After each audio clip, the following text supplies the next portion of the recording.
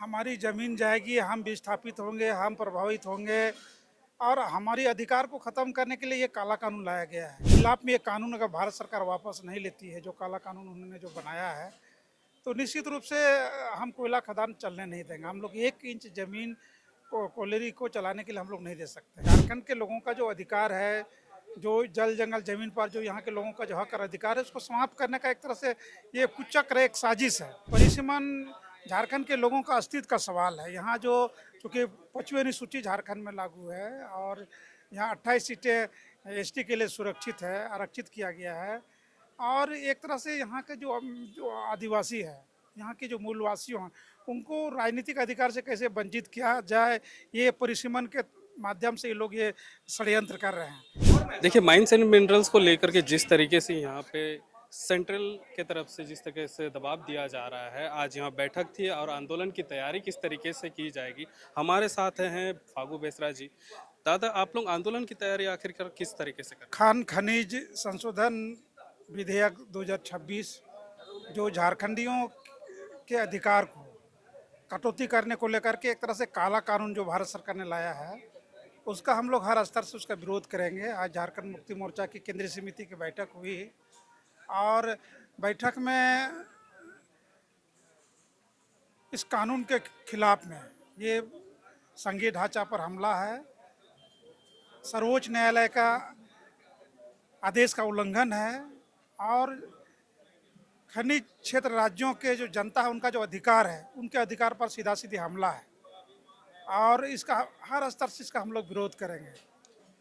दादा, अगर जिस तरीके से अभी बातें चल रही हैं, अगर इसका उधर से निराकरण नहीं होता है और दबाव दिया जाता है, तो वहाँ के लोगों को, जो लोग कार्यरत है और वहाँ पे जो लोगों के द्वारा ज़मीनें ली गई हैं, उनके ऊपर क्या असर पड़ने वाला है? हमारी ज़मीन जाएगी, हम विस्थापित होंगे, हम प्रभावित होंगे और हमारी अधिकार को ख़त्म करने के लिए ये काला कानून लाया गया है। इसीलिए जब हमारे खिलाफ में ये कानून अगर भारत सरकार वापस नहीं लेती है, जो काला कानून उन्होंने जो बनाया है, तो निश्चित रूप से हम कोयला खदान चलने नहीं देंगे। हम लोग 1 इंच ज़मीन को कोयलेरी को चलाने के लिए हम लोग नहीं दे सकते हैं। जब हमारे हक और अधिकार का ही रक्षा नहीं होगा, हमारा जो अधिकार बनता है वो नहीं मिलेगा और इस तरह का काला कानून को जबरन राज्य पर थोपा जाएगा, तो निश्चित रूप से एक छटा कोयला हम लोग बाहर नहीं जाने देंगे। दादा, और एक महत्वपूर्ण बात यह भी है कि बहुत लोग वहाँ पे, जिन लोगों की ज़मीन है, उन्हें नौकरियाँ भी मिलती है। क्या इसके बाद चीज़ें बदल जाएंगी? निश्चित रूप से इस तरह का जो काला कानून भारत सरकार ने जो लाया है, एक तो अभी तक लोगों को ठीक से नौकरी नहीं मिला, विस्थापितों को ना ही उनको ठीक से कंपनसेशन दिया गया है, ना ही उनको समुचित पुनर्वास का व्यवस्था किया गया है और इस तरह का कानून ला करके झारखंड के लोगों का जो अधिकार है, जो जल जंगल ज़मीन पर जो यहाँ के लोगों का जो हक और अधिकार है, उसको समाप्त करने का एक तरह से ये कुचक्र एक साजिश है और इसीलिए हम लोग हर स्तर से इसका हम लोग विरोध करते हैं और जब तक ये कानून सरकार, केंद्र सरकार वापस नहीं लेगा, तब तक हमारा आंदोलन जारी रहेगा। और एक बहुत महत्वपूर्ण चीज़ अब उभर कर आ रहा है, 2027 में जनगणना की यानी कि परिसीमन की भी बातें हो रही हैं। अगर परिसीमन होता है, हमने कई राज्यों में देखा परिसीमन हुआ तो सत्ता बदल गई। क्या यहाँ पर भी वैसे ही रणनीति अपनाई जा रही है बीजेपी यानी विपक्ष की तरफ से? निश्चित रूप से भारतीय जनता पार्टी बहुत गहरी साजिश कर रही है और हर तरह से झारखंडियों पर जो है ना वो हमला कर रही है। एक तो ये खनन बिल लान करके अधिकार से कटौती करने का ये भाजपा का प्रयास है। दूसरा है ये जो परिसीमन का मामला है। परिसीमन झारखंड के लोगों का अस्तित्व का सवाल है। यहाँ जो चूँकि 5वीं अनुसूची झारखंड में लागू है और यहाँ 28 सीटें एसटी के लिए सुरक्षित है, आरक्षित किया गया है और एक तरह से यहाँ के जो जो आदिवासी है, यहाँ के जो मूलवासी हैं, उनको राजनीतिक अधिकार से कैसे वंचित किया जाए, ये परिसीमन के माध्यम से ये लोग ये षड्यंत्र कर रहे हैं। क्योंकि झारखंड का जो डेमोग्राफी जो चेंज हुआ औद्योगिकरण से, कोयला खदान से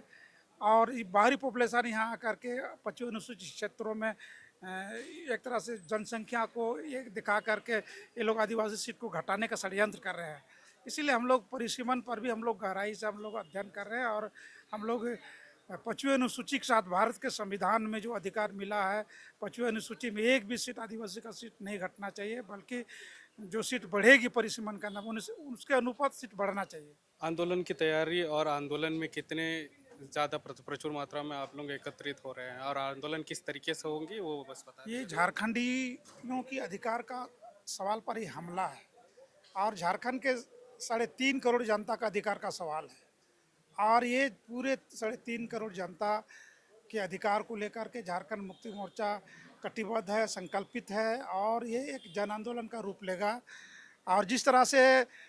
किसानों के विरोध में काला कानून मोदी जी ने लाया था और किस तरह से दिल्ली को घेर करके बाध्य किया मोदी जी को और उस काला कानून को वापस करने के लिए, उसी तरह से ये जो खनिज बिल जो लाया है संशोधन विधेयक 2026, झारखंड सहित जो खनिज धारिक जो राज्य हैं उनके लिए ये काला कानून है और इस काला कानून को वापस करने के लिए झारखंड की जनता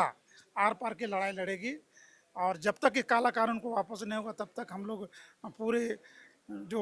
खदानें हैं, जो मिनरल है, खनिज का जो दोहन है, जो उसका ट्रांसपोर्टिंग हम लोग ठप कर देंगे। खबर का मतलब बवाल न्यूज, हमारे चैनल को सब्सक्राइब जरूर करें।